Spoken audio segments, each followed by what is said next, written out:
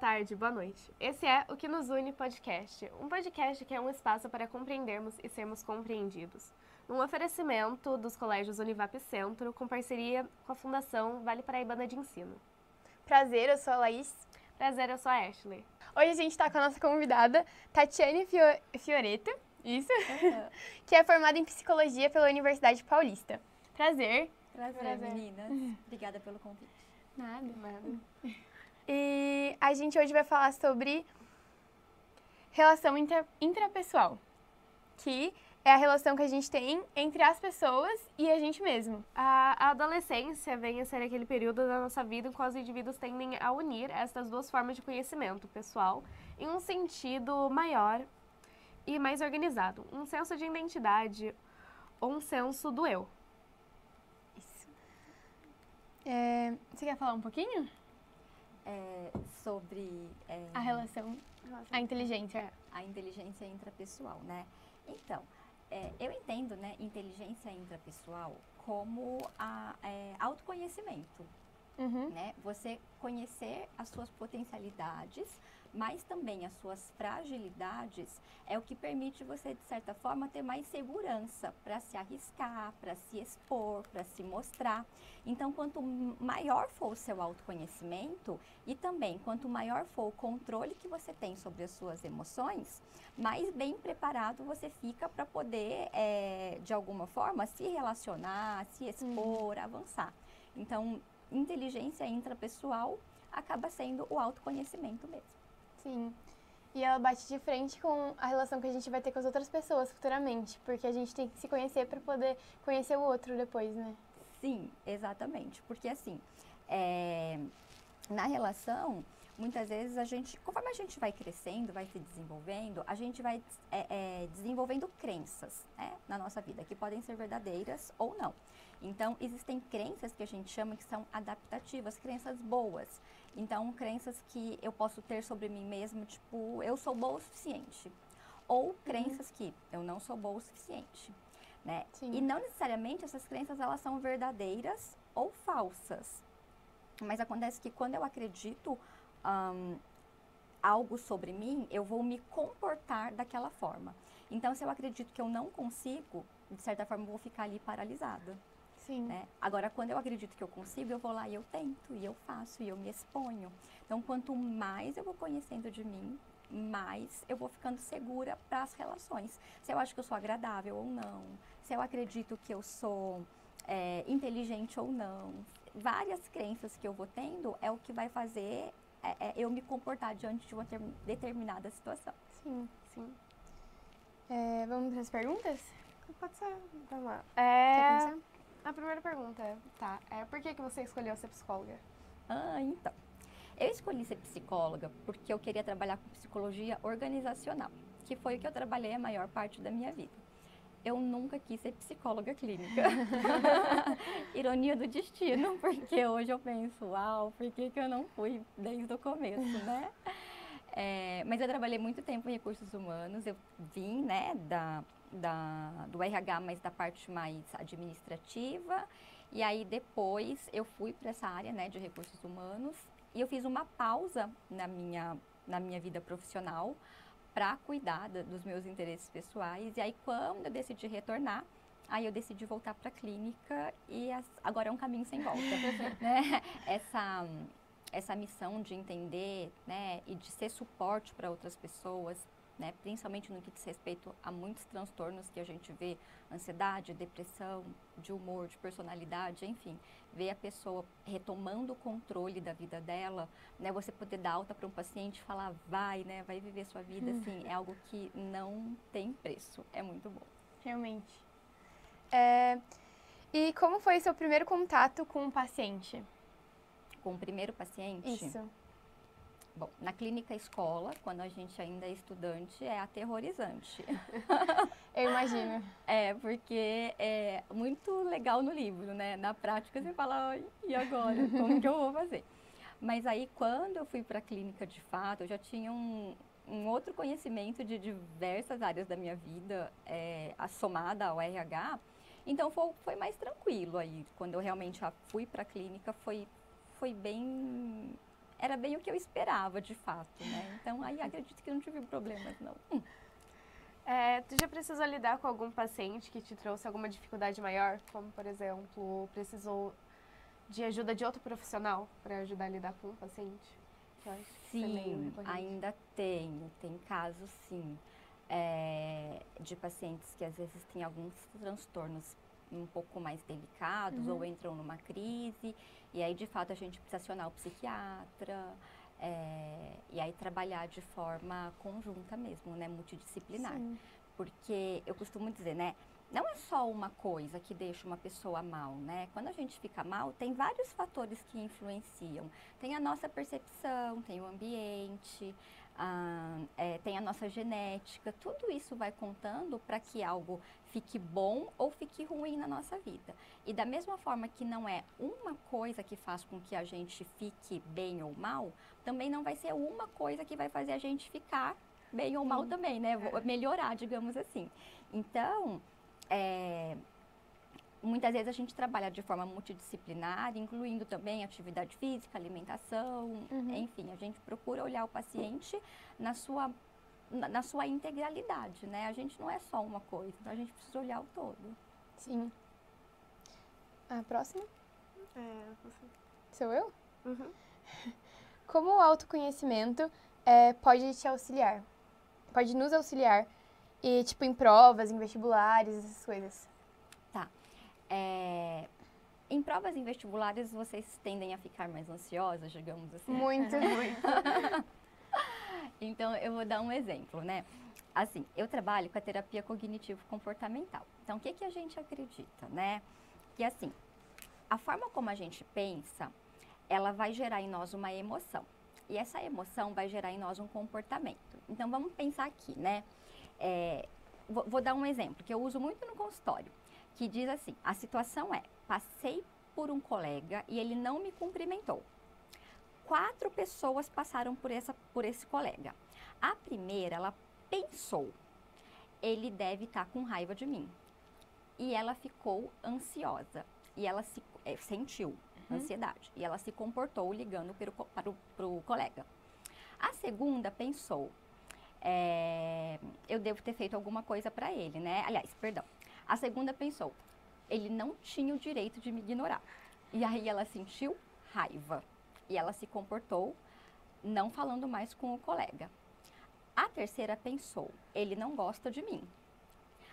Ela sentiu tristeza e se comportou chorando. A última pensou, ele não deve ter me visto. Ela não sentiu nada e ela não fez nada. Então, a situação, ela não mudou, certo? Não. O que mudou? Como as pessoas enxergaram a situação. A perspectiva, exatamente. Então, quando você consegue enxergar uma situação de uma forma que vai trazer um benefício para você, você vai sentir de uma forma diferente e você vai se comportar de uma forma diferente. Então, se você chega numa avaliação e você vai com o pensamento, eu não sei, eu não vou conseguir, vai dar tudo errado, você vai se sentir mais insegura e mais ansiosa para fazer aquela avaliação. Né? Em contrapartida, você vai ter brancos, que são sinais de ansiedade. Você vai Nem fala. tremer, suar, né? Você vai sentir seu corpo esquentar, porque aí a gente libera cortisol no nosso organismo. E aí a gente vai realmente não conseguir ter um bom desempenho em alguns casos, né? E aí, para isso, como que a gente faz? Primeiro, né? Como que o autoconhecimento pode me ajudar nessas horas, né? De prova e tal. Primeiro, eu tenho que estudar de verdade. Sim. Porque não tem fórmula mágica. Se você não estudou, de fato, quando você chegar lá para fazer a avaliação, não vai ficar bom mesmo, você não sabe. Então, se não sabe, aí não tem de onde tirar. Agora, se você estudou de fato, né, aí você vai começar a questionar os seus pensamentos, né? Assim, tá, mas qual que é a evidência que eu tenho de que eu não vou conseguir fazer essa prova? Todos os exercícios que eu faço, eu vou bem, por que agora eu não vou conseguir? E aí, no consultório, por exemplo, eu vou treinando meus pacientes a respiração diafragmática, que é você inspirar profundamente, segurar um pouquinho e soltar o ar bem devagar. Porque isso acaba mudando a nossa química, né? A gente baixa o nosso nível de cortisol e melhora ali a oxigenação e aí eu consigo ficar mais tranquila para fazer a prova. Sim. Isso me fez lembrar muito de uma coisa na Escola da Inteligência, que é o DCD. que é você duvidar, criticar e depois determinar o que você vai fazer com aquela situação. Gente, perfeito. Eu aprendo isso desde o 6º ano, porque eu trabalho com esse projeto há muito tempo na minha escola. E é muito legal, porque, tipo, você tem que sempre pensar sobre as coisas que você tá pensando. Isso. Quando você pensa sobre o que você está pensando, você acaba questionando, de repente, mentiras que o seu cérebro conta para você. Sim. Realmente. Principalmente isso ocorre bastante em pessoas ansiosas, com ansiedade. Sim. Muito, acho, hein? Muito. Nossa, pensamentos, 300 pensamentos por segundo. Como ligar o autoconhecimento com problemas que os adolescentes normalmente passam durante a juventude? Autocobrança, autoestima baixa. Perdão, como? É como se fosse ligar o autoconhecimento com os problemas que a gente tem na adolescência.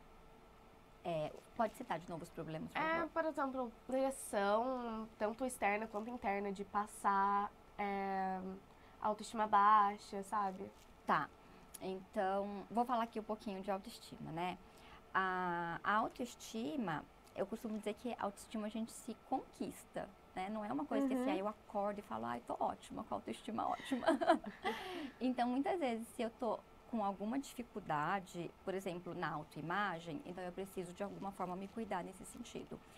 Eu gosto muito de trazer para a autorresponsabilidade, né? Qual que é a minha parte, a minha responsabilidade sobre isso? Como que eu posso fazer para que eu me sinta melhor? Né? Então, em relação à autocobrança também, né, que você trouxe aqui.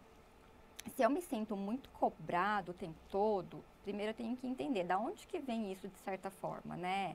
O que que significa? Qual que é a crença que está por trás dessa cobrança? Eu acredito que eu não vou dar conta, eu acredito que eu não sou bom o suficiente, eu acredito que eu preciso abraçar o mundo, porque se eu não fizer, ou se acontecer, eu vou ser rejeitado, eu vou passar vergonha, né? As pessoas vão me deixar de lado. O que está por trás dessa autocobrança? Se a pessoa se cobra, tem alguma coisa que está acontecendo ali que faz com que ela faça esse movimento de certa forma. Só que aí, para você se conhecer, você tem o caminho da terapia, né? E o caminho de você realmente começar a questionar os seus pensamentos e falar, opa, peraí, não vou por aqui. Vou dar uma segurada e observar melhor o ambiente. Não sei se responde sua pergunta, acho. Sim. Vamos para a próxima. Peraí. Você acha que a depressão, como mal do século, está envolvida com a falta de autoconhecimento e autoconfiança? Nos explique, por favor. Tá. A depressão, ela é um transtorno. E todo transtorno, ele é multifatorial. O que isso significa? Ele tem vários fatores que contribuem para que você desenvolva um transtorno de fato, tá?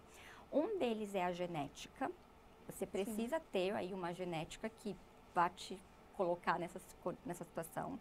O outro é a parte biológica, então tá, é a junção que você tem, né? Seu pai, da sua mãe e você como pessoa única. Vai ter um pouquinho da genética ali, mas na sua constituição biológica também vai ter alguma coisa ali. E o terceiro é o meio. A combinação desses fatores pode fazer com que você desenvolva ou não algum transtorno. Por quê? Porque quais são os dois fatores que você colocou como uma possível causalidade? Desculpa. A autoconfiança e o autoconhecimento. Em relação à depressão? A depressão como mal do século. Quer que eu leia a pergunta de novo? Você acha que a depressão como mal do século está envolvida com a falta de autoconhecimento e autoconfiança? Tá, autoconhecimento e autoconfiança. Então, não necessariamente, porque você pode não ser confiante e você pode não conhecer exatamente alguns aspectos sobre você, mas não necessariamente você vai desenvolver uma depressão. Pode até ter uma correlação, né? O fato de eu não me conhecer bem, de eu não me sentir confiante, então eu fui de alguma forma me afastando das pessoas, e isso foi o que precipitou. Mas não só isso, porque senão todas as pessoas, né, se fosse uma causalidade, todas as pessoas que não são confiantes e que não têm um autoconhecimento bom, necessariamente teriam que desenvolver a depressão. Mas isso não é uma verdade, né? Então pode ter uma uma correlação, mas não a causa, porque a causa sempre vai ser multifatorial. Eu costumo dizer assim, é igual virose, sabe? Quando você chega no médico, você tá com toda disfuncional, aí o que você tem? Virose. Aí você fala, você não sabe de onde veio, como que aconteceu isso? Com os transtornos é a mesma coisa, a gente não sabe de onde ele vem, porque é multifatorial. São vários fatores, igual bolo, né? A gente não faz bolo só com trigo e ovo, né? A gente faz bolo com vários ingredientes. Depois a gente tem que bater muito bem batido aqueles ingredientes. Depois a gente tem que pôr no forno, tem que ter um ambiente bom para depois o bolo ficar pronto. Sim. Com o transtorno é a mesma coisa. Eu queria entrar também nessa parte sobre o TDAH. A pessoa que tem um TDAH tende a ser mais ansioso que os outros, porque o TDAH já vem da hiperatividade, vem mais andando junto com a ansiedade e acaba desencadeando uma depressão por conta tanto de julgamento externo. Você poderia explicar pra gente um pouco mais? Bom, o transtorno de déficit de atenção e hiperatividade, né? O transtorno em si, ele não tem um componente ansioso, né? Porque a hiperatividade não necessariamente tem a ver com a ansiedade, né? São critérios diagnósticos bem diferentes um do outro. Mas que uma pessoa que tem TDAH, ela também pode ter como comorbidade a ansiedade? Pode. E ela pode ter como comorbidade também a depressão? Pode. Mas sempre vai ser correlação e não causalidade. Então, não é todo TDAH que tem ansiedade ou depressão, né? E também não é todo ansioso que tem também TDAH, né? Então, tudo entra na mesma questão de ser uma correlação. Mas, realmente, se a pessoa ela acaba tendo, né, uma questão aí, muitas vezes, com aprendizado, com desenvolvimento, às vezes é diagnosticado de forma inadequada ou tardia, e isso gera muito sofrimento para a pessoa, né? Muita exposição. Muitas vezes eu tenho vários pacientes adultos que foram diagnosticados já na fase adulta e que realmente tinham já uma predisposição, tem como comorbidade a ansiedade. A gente percebe que todas essas situações que foram bastante difíceis na infância, adolescência, foram situações que precipitaram aí o desenvolvimento também de comorbidades em relação ao TDAH. Sim. E às vezes a pessoa nem sabe, ela culpava, tipo, a si mesma, em vez de saber que tem um transtorno. Exatamente. É muito sofrimento, né? Porque aí a pessoa desenvolve uma crença de que ela não é capaz. Aí toda vez que ela estiver diante de um desafio, ela vai com aquele pensamento, eu não vou conseguir, eu não sou capaz. Aí o que a gente precisa fazer? Trabalhar as crenças da pessoa em relação a isso. Primeiro ela precisa entender do transtorno dela, entender das limitações e como que ela vai fazer para então lidar com isso. E aí a gente vai depois trabalhar as crenças, falar, olha, tá vendo? Você é capaz, você consegue, mas teve essa limitação, então vamos deixar isso para lá e continuar. E aí entra o autoconhecimento, porque aí se você se conhece os seus limites, você não vai ultrapassar eles. Isso. E aí você não vai se cobrar tanto. Perfeito. Porque você sabe até onde você pode chegar. Sem contar também que o TDAH é um fator também, pode ser genético. Ele é um transtorno do neurodesenvolvimento. Então, assim, não dá pra gente chegar com 20 anos e falar assim, então, desenvolvi TDAH ontem, né? Tem que ser na infância. Então, de pequenininho, os pais já vão percebendo que tem alguma coisa ali que é um pouco diferente. E geralmente o diagnóstico se dá ali na primeira infância, 6 anos, 7 anos. Se não foi diagnosticado na infância, se não tem pelo menos um histórico aí desde a infância, aí não é TDAH. Tem que ser de pequeno. E acho que agora a indicação, né? Isso, a indicação. Quer falar você? A indicação... De filme. A indicação de filme, que acho que foi você até que indicou, ou não? Não. Eu pensei num livro. Pode indicar livro. Tem um livro que chama A Mente Vencendo o Humor. É um livro bastante legal, principalmente para falar sobre ansiedade. Né? Lá é um livro para leigos mesmo, que muitos psicólogos usam também, para psicoeducar, para explicar, que ajuda a gente a entender um pouco mais da forma como a gente pensa e nos ajuda a pensar de uma forma mais organizada. Como, por exemplo, esqueci a sigla que você usou de DCD. Né? Então ele dá várias dicas como esse do DCD, para que você consiga pensar de forma mais leve, mais adaptada e consiga viver assim, mais tranquila.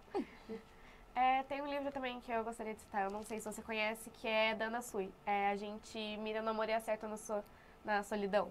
Não, que é não um conheço. livro que basicamente conta sobre autoestima, autoaceitação, que as pessoas tendem a buscar no outro o que falta em si mesmo. Tanto que engloba bastante a parte da separação durante a pandemia. Que as pessoas começaram a se amar mais durante a pandemia. Tem um lado ruim, também tem um lado bom. É um livro muito bom também. Que é autoconhecimento. Sim, obrigada pela dica. É isso. A gente vai se despedir por aqui. Muito obrigada por ter vindo. Eu que agradeço o convite. Vocês são ótimos. Obrigada. Obrigada a você. É isso. Até o próximo episódio, gente.